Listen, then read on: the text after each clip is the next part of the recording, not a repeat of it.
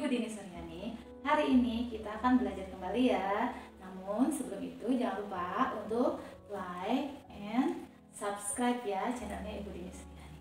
Oke, jangan lupa seperti biasa, di masa pandemi seperti ini, Ibu tidak bosan-bosannya untuk mengingatkan agar selalu rajin cuci tangan dengan menggunakan sabun atau hand sanitizer, kemudian jaga jarak, hindari kerumunan, dan jangan lupa untuk menggunakan masker ya. Oke, langsung saja. Hari ini kita akan belajar tentang persiapan TKM di awal Desember besok ini. Oke, ada yang sudah siap? Ada yang sudah belajar? Ada yang sudah melihat contoh-contoh soal tahun lalu? Oke, langsung saja kita akan bahas contoh soal TKM tahun lalu berikut ini. Check it out. Oke, sekarang kita akan membahas tentang IPS dan SBDP, yaitu tema 1 paket 2 untuk kelas 6. Ya, ini soal tahun lalu ya, tahun 2019. Oke, langsung saja kita bahas.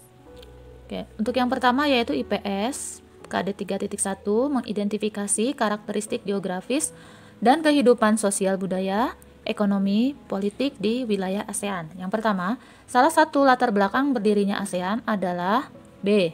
Persamaan letak geografis dan kemiripan budaya. Oke, yang kedua, tokoh pendiri ASEAN yang berasal dari negara Singapura adalah A, yaitu S. Rajaratnam. Ya. Kemudian yang ketiga, salah satu tujuan dibentuknya organisasi ASEAN adalah C. Terwujudnya perdamaian dan stabilitas kawasan Asia Tenggara. Nomor 4, batas sebelah utara negara Laos adalah Cina. Nomor 5, negara penghasil timah terbesar di Asia Tenggara yaitu Indonesia. A. Indonesia. Nomor 6, di sini ada kehidupan sosial budaya, yaitu yang pertama memiliki tarian yang khas yang dinamakan tari tinikling. 2, terdapat banyak pagoda kecil sehingga disebut negeri 1000 pagoda. 3, salah satu dialeknya adalah Tagalog. 4, pakaian adat dari Myanmar disebut Longyi. Berdasarkan tabel tersebut, kehidupan sosial budaya masyarakat Filipina ditunjukkan nomor, ya karena di sini masyarakat Filipina, jadi tarian khasnya adalah tinikling dan salah satu dialeknya adalah Tagalog. Jadi jawabannya B, 1 dan 3. Gambar tersebut merupakan ciri khas negara mana? Yaitu negara Thailand. Lalu nomor 8, negara Asia Tenggara yang berbentuk kepulauan adalah Filipina dan lalu nomor 9, Pusat Penelitian Padi Internasional atau IRRI berada di negara D, Filipina. Di sini ada hasil pertanian berupa padi, jagung, kelapa, dan kelapa sawit. Berdasarkan tabel tersebut, hasil utama pertanian dari Vietnam ditunjukkan nomor. Nah, Vietnam ini terkenal dengan pertaniannya ya, yaitu padi, kemudian dikenal juga dengan pohon kelapanya. Beda dengan kelapa sawit ya. Jadi jawabannya betul adalah B, 1 dan 3. Nomor 11, berikut ini negara anggota ASEAN yang berbentuk republik adalah A. Laos dan Indonesia. Di sini Ibu coret terlebih dahulu karena Thailand itu kerajaan, Malaysia kerajaan. Nah, sehingga supaya kita dapat dengan cepat memilih jawaban, maka kita coret yang salah, maka akan tersisa yang betul yaitu A. Oke, nomor 12, negara di Asia Tenggara yang industrinya paling maju adalah Singapura. Oke, kemudian nomor 13, nama negara dan ibu kota. Nah, pasangan negara dan ibu kota yang benar adalah Myanmar, Naypyidaw. 2, Vietnam, Hanoi. 3, Kamboja, Ho Chi Minh City. 4, Laos, Vientiane.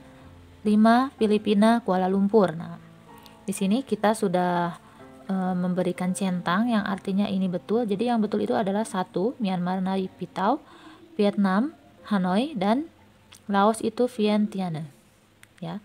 Jadi jawabannya B, 1, 2, dan 4. Nomor 14, perhatikan tabel berikut ini. Di sini ada nama negara dan mata uang. Pasangan mata uang berikut ini yang sesuai dengan negaranya ditunjukkan nomor mana? Nah, Vietnam baht, salah ya. 2, Myanmar kyat, betul. Malaysia ringgit, betul. Thailand dolar, salah. Filipina peso. Jadi yang betul adalah nomor 2, 3, dan 5. Jawabannya C. Nomor 15, negara petrodolar adalah sebutan lain untuk negara. Yang betul adalah Brunei Darussalam ya, petrodolar itu. Nah, soal nomor 16, satu-satunya negara di Asia Tenggara yang tidak pernah dijajah oleh bangsa Eropa adalah Thailand. Hanya Thailand ya yang tidak pernah dijajah.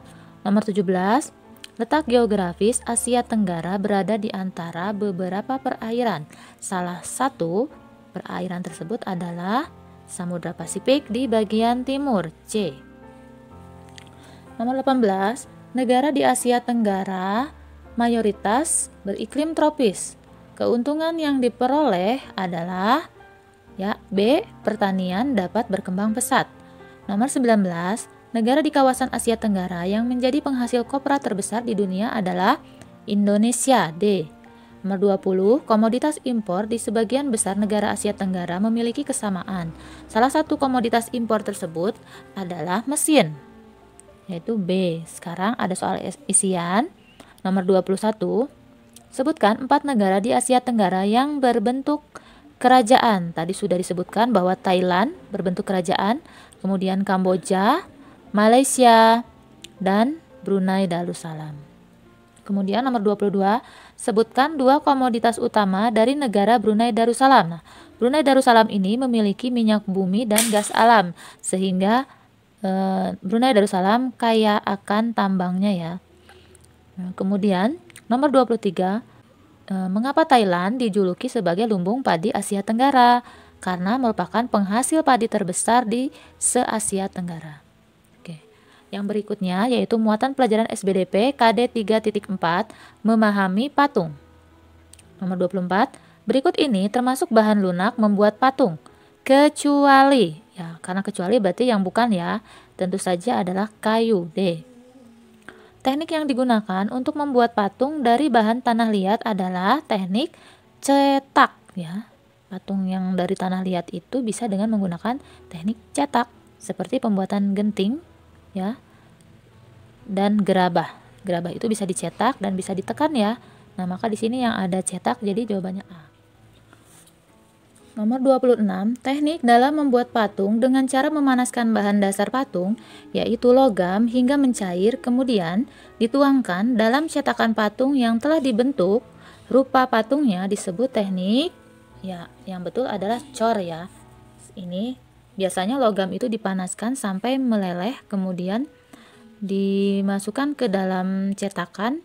Jadi itu adalah disebutnya teknik cor. Kemudian nomor 27, berikut ini merupakan hasil karya seni 3 dimensi antara lain. Nah, 3 dimensi itu bisa dilihat dari panjang, lebar, tinggi ya. Jadi bisa terlihat. Nah, maka jika lukisan di sini salah, batik itu salah karena 2 dimensi ya, yang berupa lukisan itu dimensinya itu 2 dimensi, kemudian foto juga 2 dimensi, sehingga di sini kita dapatkan C yaitu patung, vas, kemudian topeng. Nah, selanjutnya 28, perhatikan gambar berikut. Salah satu contoh patung Nusantara tersebut berada di kota Surabaya ya, karena ini ada gambarnya sudah jelas. Ini ada gambar buaya, maka itu adalah C, Surabaya. Nomor 29, tahapan berikut ini. Nah, di sini ada tahapannya. Nah, kemudian pertanyaannya, tahapan membuat plastisin yang benar ditunjukkan dengan urutan. Ya, yang betul adalah D, yaitu BADC. Jadi pertama, campurkan terigu, garam, dan minyak sayur dalam wadah. Kemudian, masukkan air hangat secara bertahap sehingga adonan menjadi liat, tidak terlalu lembek. Yang ketiga, gulung dan remas-remas adonan hingga bercampur dengan sempurna. Lalu yang terakhir, bagi adonan menjadi beberapa bagian, buatlah lubang di tengahnya dan teteskan pewarna makanan, kemudian gulung-gulung adonan hingga warna tercampur merata. Nomor 30, membuat patung dari tanah liat dengan teknik membentuk secara langsung membutuhkan alat berupa apa? Nah, yang dibentuk secara langsung itu adalah meja putar ya. Seperti gerabah itu menggunakan meja putar karena dibentuk dengan tangan secara langsung. Lalu nomor 31, Jenis cat yang sulit dihapus jika sudah dioleskan pada patung yaitu cat akrilik. Ya, cat yang sulit dihapus adalah akrilik. Nomor 32, teknik yang dilakukan oleh pabrik genteng yang produksinya dilakukan secara massal disebut teknik cetak, ya. Karena massal itu berarti dalam jumlah banyak, seperti pembuatan genting itu menggunakan teknik cetak. Karena secara massal karena membutuhkan beribu-ribu genting, ya. Nah, kemudian nomor 33, warna dasar yang biasanya digunakan untuk mewarnai patung adalah, biasanya sebelum mengecat kita pasti tembok pun akan dicat terlebih dahulu dengan cat putih. Maka di sini yang betul adalah B, putih. Supaya apa? Supaya nanti warnanya menjadi bagus, ya. Jadi harus didasari dulu dengan warna putih. Nah, di sini perhatikan gambar berikut nomor 34, ada patung Nusantara, ya. Nah, mengapa patung tersebut termasuk dalam karya seni 3 dimensi? Mengapa? Nah, tadi sudah dibahas, ya.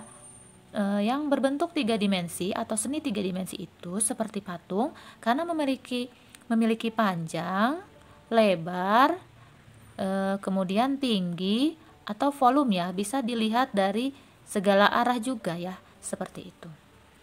Kemudian nomor 35 yang terakhir, sebutkan langkah-langkah dalam pewarnaan patung Nusantara menggunakan cat. Yang pertama adalah campurkan cat dengan air. Jadi cat terlebih dahulu diencerkan dengan air. Kemudian yang kedua, aduk dalam palet. Ya. Jadi dicampurkan itu di dalam palet, ya, atau wadah-wadah catnya itu. Kemudian yang ketiga, pastikan patung kering. Jika sudah kering patungnya, maka warnai. Seperti itu. Oke, sekian dari Ibu. Semoga bermanfaat. Wassalamualaikum warahmatullahi wabarakatuh.